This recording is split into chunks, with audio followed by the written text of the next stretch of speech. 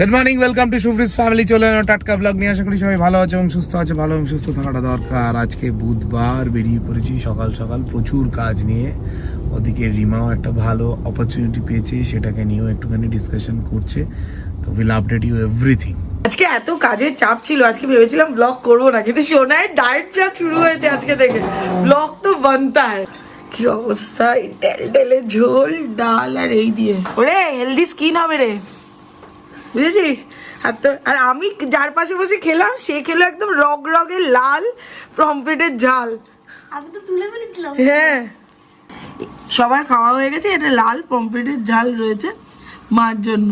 মার জন্য না, এটা ঝুমাদির জন্য। মা তো খাবে পাবদা মাছ। বাবা ওই মাছটাই খেয়ে গেছে। শুভমকে তখন আমি যখন মেখে, মানে শুভম মাঝে তাড়াহুড়ো ছিল বলে আমি মেখে যখন খাওয়াচ্ছি, মানে আমি নিজেও ওটা ফিল করছি যে বাবা এরকম একটা রগ রগে। জেনারেলি পমফ্রেট মাছ খেতে আমি খুব একটা পছন্দ করি না, ওরকম ঝাল ফাল হলে তবেই খাই।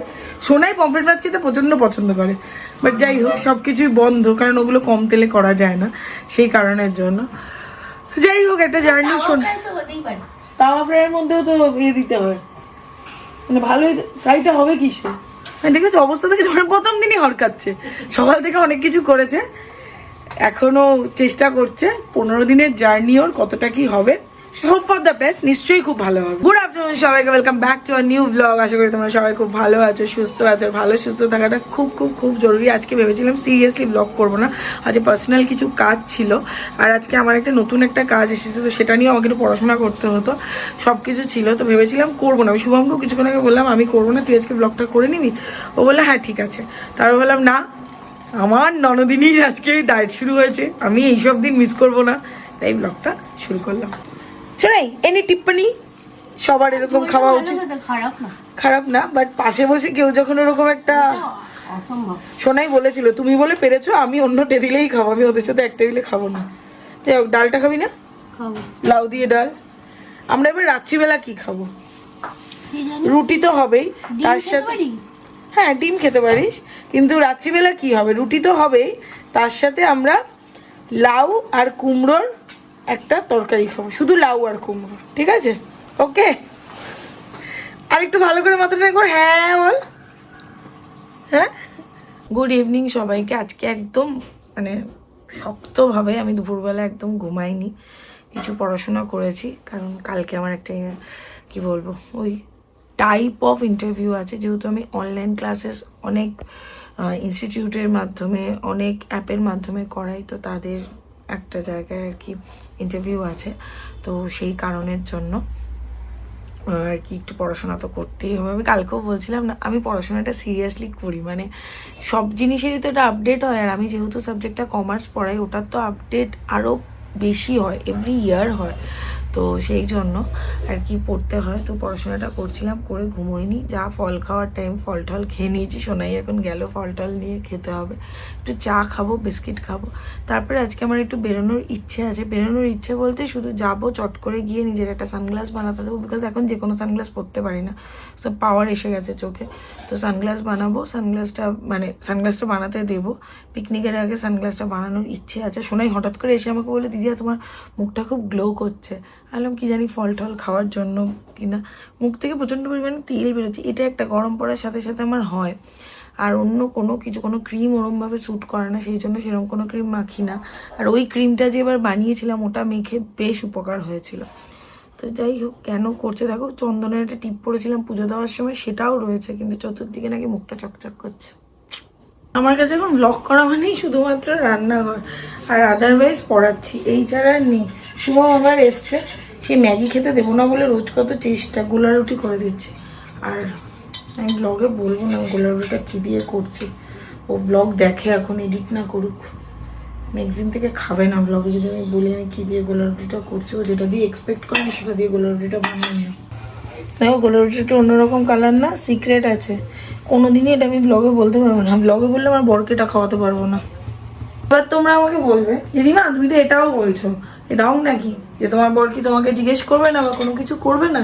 আমার বর আমাকে 1-2বার জিজ্ঞেস করবে, এরপর ধৈর্য নেই। কিন্তু আমি যদি ইনগ্রিডিয়েন্টসটা বলে দিই, ওটাও কানে শুনে নেবে। এরপর যদি কোনোদিন ময়দা দিয়েও করে দিই, তখনও কি বলবে বলো তো, যে না এটা তুই ওটা দিয়েই করেছিস। বাট এখানে আমার বরের ধৈর্য নেই যে আমার পেছন পেছন ঘুরে আমাকে বারবার জিজ্ঞেস করবে কী দিয়ে বানিয়েছিস, কী দিয়ে বানিয়েছিস। এই ধৈর্যটা শুভমের নেই। এর জন্য আমি যদি না বলি ওকে হয়তো খুব দু একবার রাত্রিবেলা এসে জিজ্ঞেস করবে কী দিয়ে বানিয়েছিলি রে, কী দিয়ে বানিয়েছিলি রে, ব্যাস এইটুকুনি। কালকে সকালেও আপনি আপনি ভুলে যাবে। কিন্তু যদি ইনগ্রিডিয়েন্টসটা বলে দিই ওটাও জীবনে ভুলবে না। কালকে যদি শুভম এডিট করে শুভম এটাই দিয়ে দেবে দাম, মানে টাইটেলে মা বরকে লুকিয়ে কী কী করে। না সিরিয়াসলি একটু তো হেলদি খাওয়ানোরও দরকার না। আমি মানে হেলদি খাচ্ছি, নিজে হেলদি খেয়ে বুঝতেও পারছি সব কিছুর দিক থেকে যে কত ভালো আছি।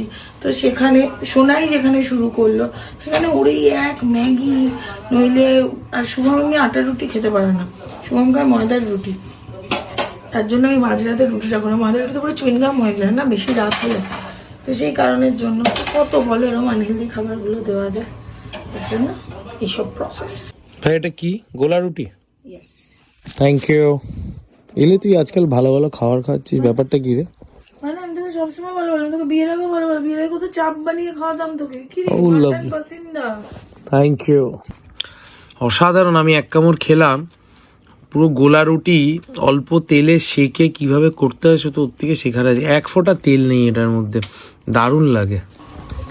আজকে রোজ ডে, একটা রোজও আমি তখন অবধি কিনতে পারিনি বা সময় হয়নি বা হয়ে ওঠেনি।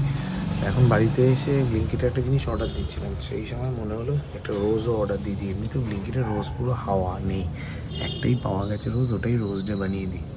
এই যে এটার মধ্যে চলে এসছে, এটা খুলি আগে, খুলে দেখি কি আছে। হ্যাঁ রোজই দিয়েছে, একটা রোজ দিয়েছে, পাওয়া গেছে। যাই হোক অর্ডার দিয়েছিলাম, অর্ডারটা ঠিক টাইমে চলে আসতে পেরেছে, এটাই ভাগ্য বলো। Happy rose day. Thank you. তুই কবে থেকে এরকম হলি? Yes, happy rose day. হ্যাঁ ভালো তো। কেমন ব্যাপার, সারপ্রাইজটা লাগলো বল? ভালো, আমার একটা পনিরও লাগতো। আমি না সবসময় মাসের বাজারে কথা পুরো ব্যাপারটাকে নষ্ট করে দিল, পুরো ব্যাপারটাকে নষ্ট করে দিলি একদম। এটা রোজ ডে দিল, রোমান্টিক করলেন যায়, মানে পনিরের কথা তুললো। আমার কাছে ব্যাপারটা খুব আনএক্সপেক্টেড ছিল রোজ পাওয়াটা, সিরিয়াসলি। এর আগের বার পর্যন্ত আমি কিনেছি, ওই চকলেট ডেতেও আমি এদিক থেকে কেনার পর সোনাই আবার বুদ্ধি বুদ্ধি দিয়ে ওকে দিয়ে চকলেট না, ওই যে ওই লাভটা এসছিল ওটা একটা আনিয়েছিল। তো এইগুলো এটা আনএক্সপেক্টেড না। আর 3 বছর হয়ে গেছে বিয়ের, তার আগে 1 বছরের মোটামুটি রিলেশন, কোভিড ছিল বলে আমরা শুভ একটা রিলেশনশিপ হয়েছিল। তো যাই হোক, এই সব কিছুর মধ্যেও যে গোলাপ পাবো আশা করিনি, বাট না এটা পেয়ে আমার সিরিয়াসলি প্রচণ্ড ভালো লেগেছে। আনএক্সপেক্টেড না, বর এখনও রোম্যান্টিক আছে মানে তোমার জীবন সুখের। কিন্তু আমি তখনও একটা ওই পনির, ওই মাসের বাজার এইগুলোই নিয়েই কথা বলেছি, যেন আমার বরের একটু দুঃখ হয়েছে। বাট কিছু করার নেই, বিয়ের 3 বছরের মাথায় গিয়ে এইসবই হবে। বাচ্চা বাচ্চা হয়ে গেলে তো বলবো এই ওর পেন্সিল, হয়তো পরের বছর বলবো এই ওর প্যাম্পাস, তারপরের বছর বলবো এই ওর পেন্সিল, তারপরের বছর বলবো এই ওর টিফিন।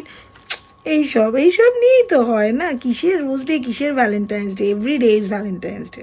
দুইজনে এখন বেরিয়েছে একটু বাগুইআটিতে যাবো, ওর একটা বাগুইআটিতে কাজ আছে, সেই বাগুইআটিতে কাজটা কমপ্লিট করে ও চলে আসবে, আমি বেরিয়ে যাবো। বাড়িতে এসেছি, বাড়িতে এসে সবাইকে খেতে টেতে দিলাম, তারপরে নিজেদের খাবারটা বানালাম।